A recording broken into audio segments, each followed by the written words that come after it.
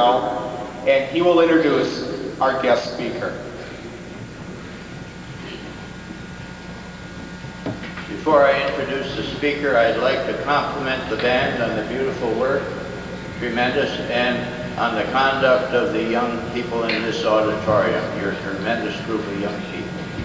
At this time, it's my pleasure to introduce Mr. Russell Shoy, who was a career Air Force retired Master Sergeant, served in the United States and in foreign lands, and he also is our Lincoln County Veteran Service Officer, and I might add from my experience in the state, one of the best in the state.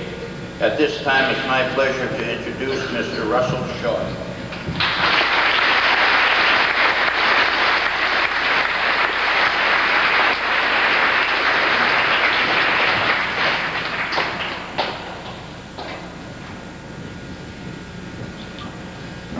Good morning. Thank you, veterans, ladies, gentlemen, students, the band, all the dignitaries we have here today. I just have to tell you a little thing. Before we started this morning, I was talking to some of the veterans and the auxiliary members about what a tough group this is to talk to.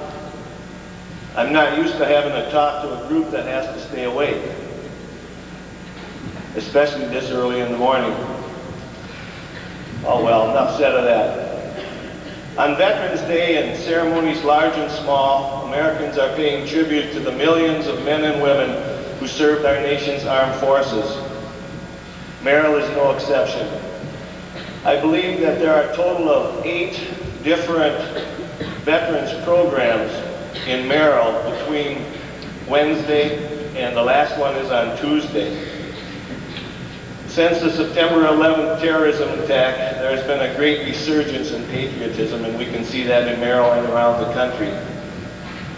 The main program for the veterans is on Sunday, November 11th, the actual Veterans Day.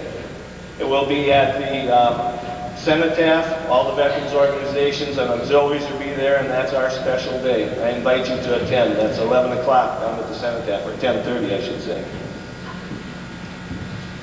Our observance of Veterans Day has a long and distinguished tradition, just like the Patriots and Honors. It's a holiday that was born in optimism, joy, and a desire for world peace.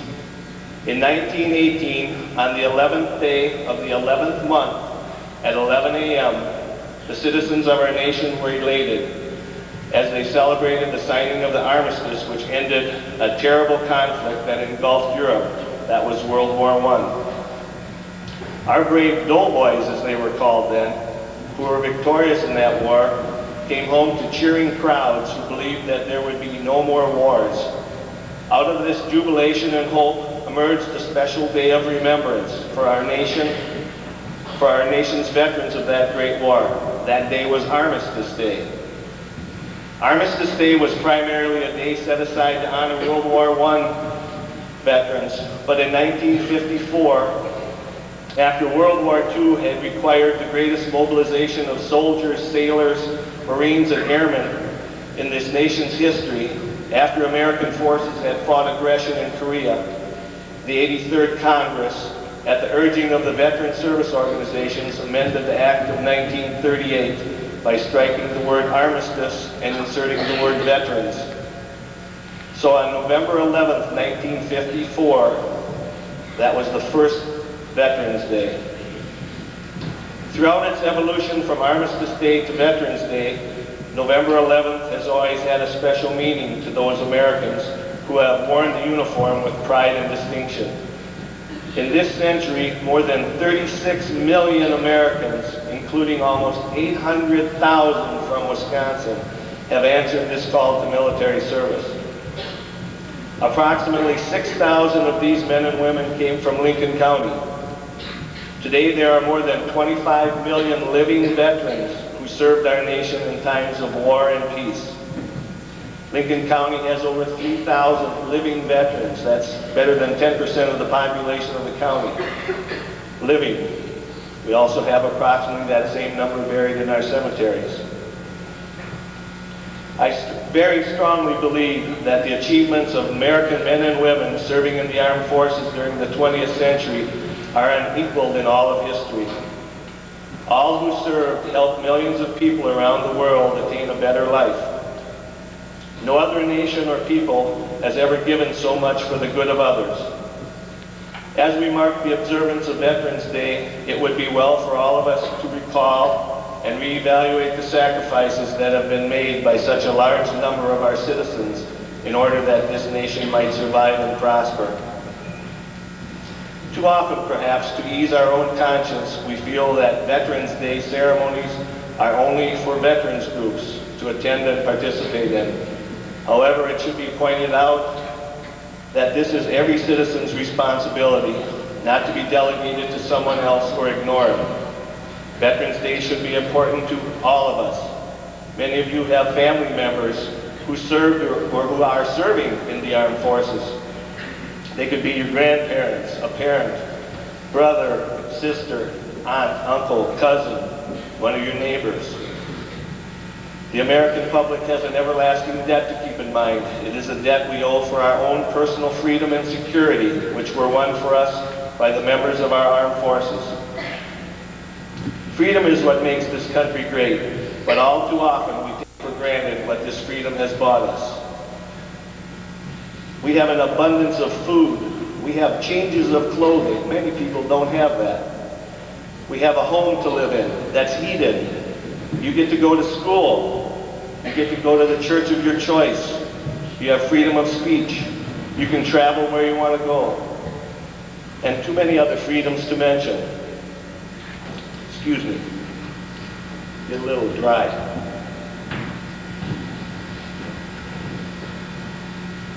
From World War I, World War II, Korea, Vietnam, the Gulf War, peacekeeping missions around the world, and now in Afghanistan, Americans have answered our nation's call and placed their lives on the line.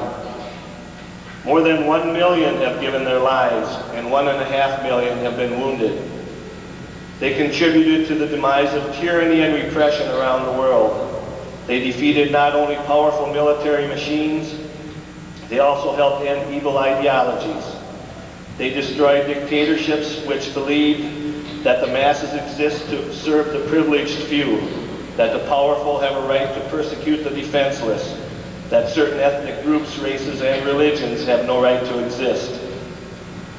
The defeat of fascism and imperialism, the fall of communism in Eastern Europe, the breakup of the Soviet Union, and the worldwide crusade for peace and freedom are the legacies of American veterans.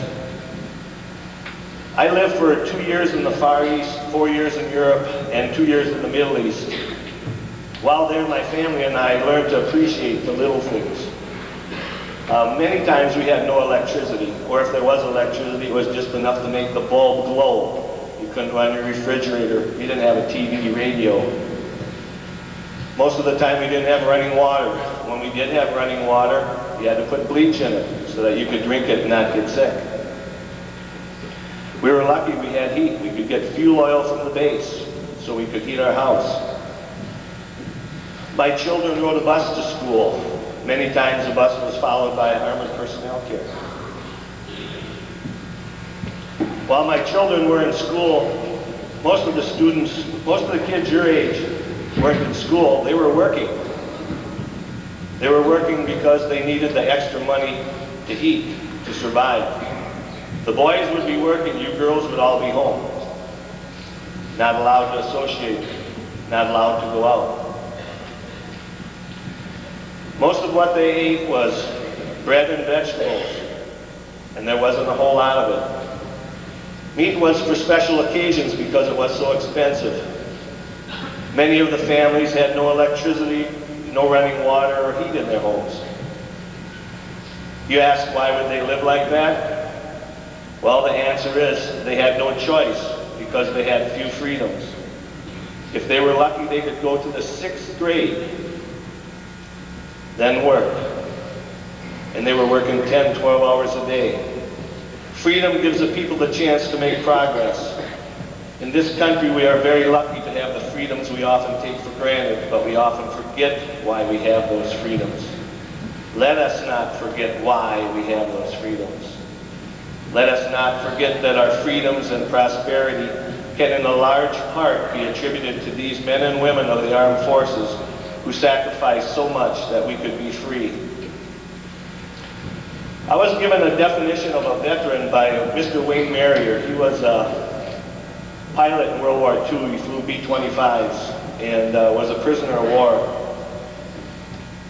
He read this, What is a Veteran, at the parochial school program for veterans. It was so good I asked him if I could have a copy, and I'm going to read that to you. He says, what is a veteran? Some veterans bear visible signs of their service, a missing limb, a jagged scar, a certain look in the eye. Others may carry the evidence inside them, a pin holding a bone together, a piece of shrapnel in the leg. Except in parades, however, the men and women who have kept America safe wear no badge or emblem. You can't tell a vet just by looking. What is a vet? He's a cop on the beat who spent 6 months in Saudi Arabia sweating 2 gallons a day, making sure the armored personnel carriers didn't run out of fuel. He's the barroom loudmouth, dumber than 5 wooden planks, whose behavior is outweighed 100 times by 4 hours of bravery near the 38th parallel.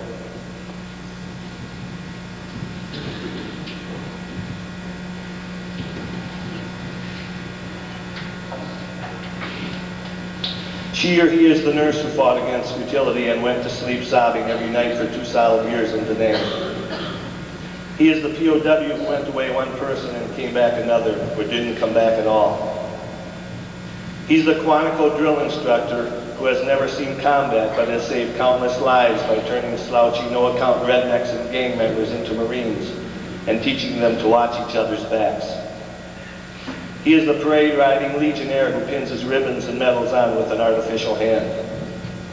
He's the career quartermaster who watches the ribbons and medals passing by. He is the anonymous heroes in the tombs of the unknowns, whose presence at Arlington National Cemetery must forever preserve the memory of all the anonymous heroes whose valor dies unrecognized with them on the battlefield or in the ocean's sunless deep. He's the old guy bagging groceries at the supermarket, palsied now and aggravatingly slow, who helped liberate a Nazi death camp and who wishes all day long that his wife were still alive to hold him when the nightmares come.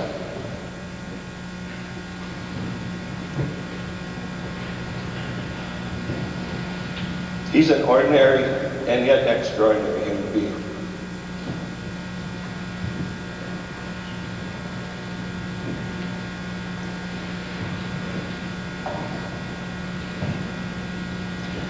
He's a soldier and a savior and a sword against the darkness.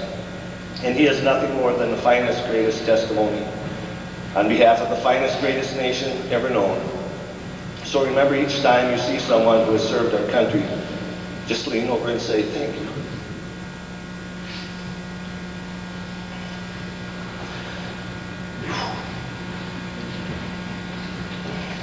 I want to congratulate my fellow veterans for all they've done to serve and secure peace and liberty around the world. I also want to thank them for their tremendous contributions to our fellow veterans and our fellow citizens in ways that often go unnoticed.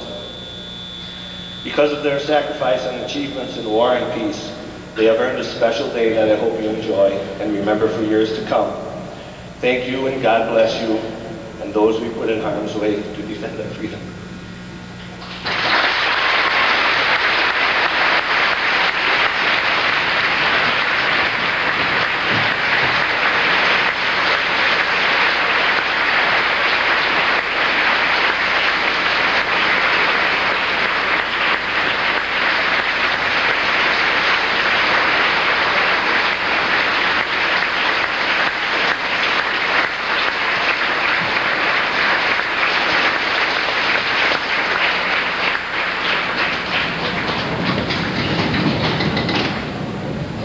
Thank you, Russell, for those wonderful words, that wonderful lesson today.